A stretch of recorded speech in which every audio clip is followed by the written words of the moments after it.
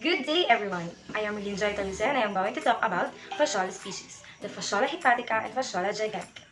These parasites are also known as the liver flukes. So now we have the two parasites, the Fasciola hepatica and the Fasciola gigantica.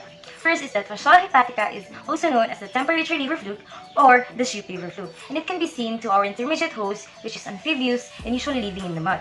While we have the Fasciola gigantica, also known as the tropical liver fluke or the giant liver fluke, and it can be seen to our aquatic snails, usually living in slow-moving bodies of water.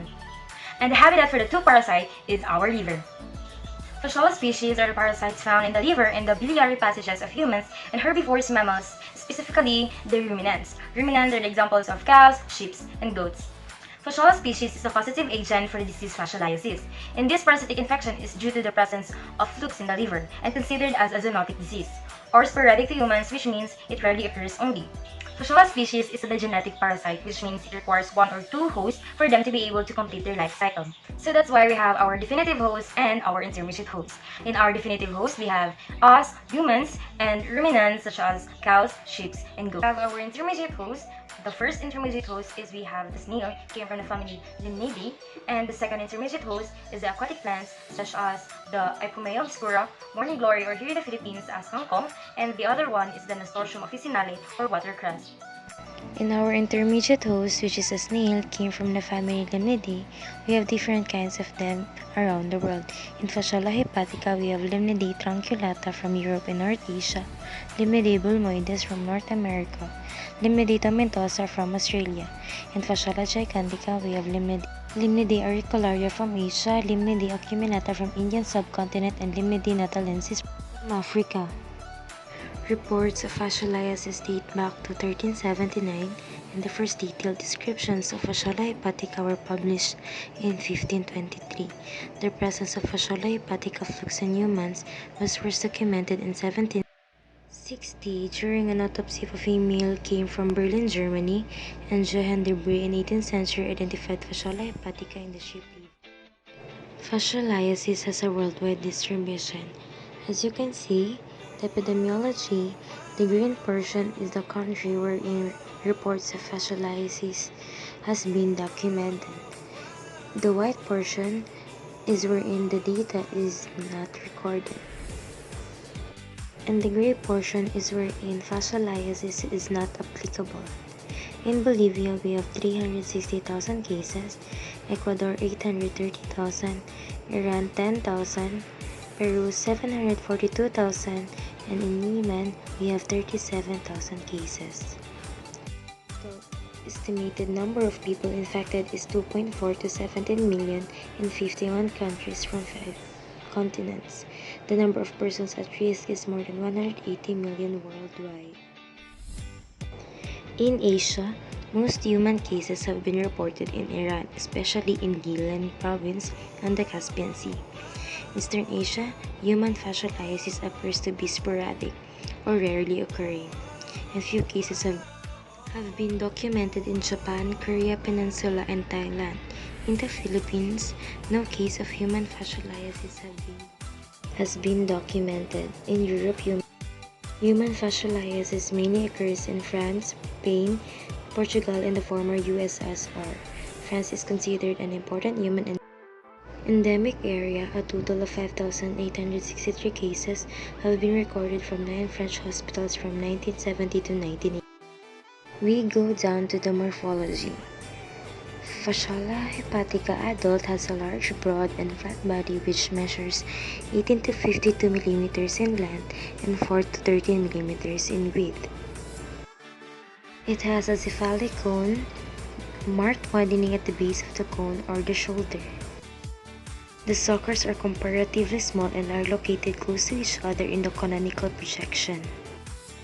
The two testes are highly branched, occupying the second and third quarters of the body. The ovary is dendritic and situated in front of the anterior testes. The uterus is coiled and relatively short. The patellaria extend to the whole lateral field of the hind, and the intestinal ceca are long and highly branched, extending to the posterior end of the body. Compared to the Fasciola hepatica, the Fasciola gigantica adult term is longer. 25 to 75 millimeters in length and about the same width 3 to 12 millimeters, with less developed shoulders and shorter cephalic cone. The ceca are more branched, especially toward the midline of the body, and the branches of the ovary are longer and more numerous. The average distance between the posterior testis and the posterior border of the body is longer.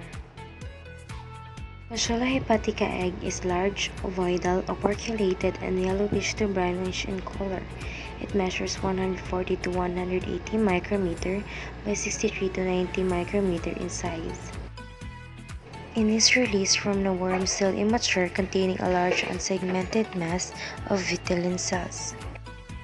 The Fasciola gigantica egg is slightly larger than the Fasciola hepatica egg, ranging 160 to 190 micrometer by 70 to 90 micrometer. An embryonated egg is discharged in the biliary ducts and will be passed through our feces. The unembryonated egg will be submerged in fresh water and become an embryonated egg in 9 to 15 days or 2 weeks. After being embryonated, the embryonated egg will release myricidia, and myricidia will penetrate to our first intermediate host, which is snail. Inside the snail, it will undergo several developing stages. First is that myricidia will develop into sporocyst, followed by 1 or 2 generations of Ridae, and Ridae will produce cercariae.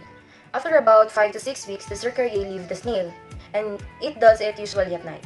While the cercariae swims in the water, it detaches its tail to and sits in the viable surfaces of our aquatic vegetation, such as kangkong or the watercress. This time, the encysted metacercariae in aquatic vegetation will become our second intermediate host. Also, metacercariae can be encysted freely in the water. Mode of transmission of Fasciola hepatica and Fasciola gigantica is through the ingestion of aquatic vegetation encysted with metacercariae or by drinking water with viable metacercariae. Upon ingestion, metacercariae exists in the duodenum or jejunum, liberating juvenile fluids, which in turn it penetrates the intestinal wall to reach the peritoneal cavity, until it wanders over the viscera and penetrates the capsule of Gleason and then enters the liver. The parasite then burrows in the liver parenchyma, which is the site for the feeding and growing of our parasites. And it finally enters the bile duct, wherein the sexual maturation happens for 3 to 4 months, and the average lifespan of an adult worm is about 9 to 13 years. And since the adult worm lives in the biliary passages of the liver, an adult worm can hatch for more than 25,000 eggs per day, and the unembryonated egg will be carried by the bud through the sphincter of Oddi to the intestine and will be discharged in our feces eventually. And that's the time the life cycle continues. We go down to pathogenesis, wherein we have the disease association, human fascioliasis. We have 2 clinical stages for human fascioliasis. First is that the acute or invasive stage and the chronic or latent phase. Acute or invasive stage coincides with larval migration and worm maturation in the hepatic tissue, which show symptoms such as traumatic and necrotic lesions, fever, right upper quadrant abdominal pain, sudden onset of high fever, hepatomegaly, and marked eosinophilia. And we have the chronic or latent phase, which coincides with persistence of Fasciola worms in the biliary tract, which shows symptoms such as obstruction, inflammation that can cause fibrosis, obstructive jaundice, hemophilia, and biliary cirrhosis. And Fasciola species also can contribute to other complications such as acute pancreatitis. During migration from intestine to the liver, the parasite may wander and be carried hematogenously into the ectopic sites such as the lungs, subcutaneous tissue, brain, and orbit, wherein abscesses or fibrotic lesions may result. Down to diagnosis. There are some tests that are used to distinguish and confirm the parasitic infection. We have the routine stool examination, ELISA, Western blot, computed tomography, sonography, and ERCP or endoscopic retrograde cholangiopancreatography. And for the treatment, we have the triclabendazole as our drug of choice, and biethylenol is also used for the treatment of fascioliasis. We also use peroxidic compounds such as semi-synthetic artemisinin and synthetic trioxolines, which are known for their anti-malarial and anti-schistosomal properties. In our prevention and control, we have washing and cooking of vegetables, boiling of water, elimination of snail, our intermediate host, via copper sulfate, killing the parasite in the reservoir host by chemotherapy, vaccination of animals with defined Fasciola antigens, and vaccination with Fasciola hepatica cathepsin B2 to reduce the liver damage. Nice to know facts. Except for parts of Western Europe, human fascioliasis has mainly been documented in developing countries. Fasciola hepatica is found in all continents except Antarctica, and Fasciola gigantica has been found in some tropical areas.